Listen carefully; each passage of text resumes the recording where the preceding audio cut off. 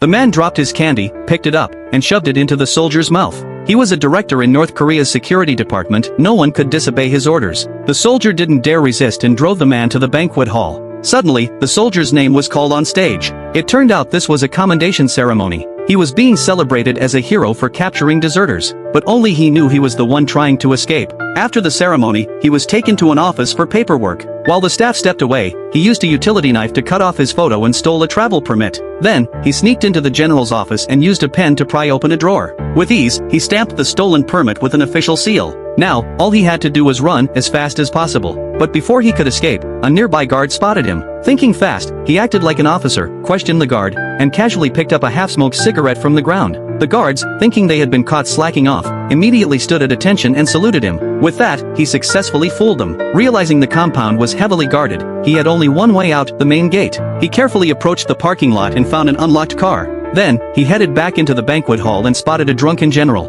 Pretending to help him, he carried the general into the car and started driving toward the gate. Everything was going smoothly until the general placed his hand on the soldier's shoulder. Panicked, the soldier turned his head. The general simply muttered, "Water." Relieved, the soldier quickly opened a bottle and handed it to him. The gate guards saluted the general and let them through. When the general woke up, they were already in the wilderness. The soldier thought he had finally escaped, but the car ran out of gas. A passing military truck stopped, then turned around and drove straight toward them. Staying calm, the soldier asked if they had any spare fuel. He flashed his forged travel permit and pretended to be an officer. Instead of giving him fuel, the soldiers escorted him to the police station. There, he saw his captured friend, the one he had planned to escape with. Thinking fast, he used his fake officer status to bail his friend out. But the officer in charge grew suspicious. He insisted on taking them to security headquarters to confirm their identities. The soldier had no choice but to agree. On the way, the officer reached for his gun to arrest them. But the soldier noticed in time and grabbed the gun first. They struggled fiercely. Suddenly, the car crashed into a sign and flipped over.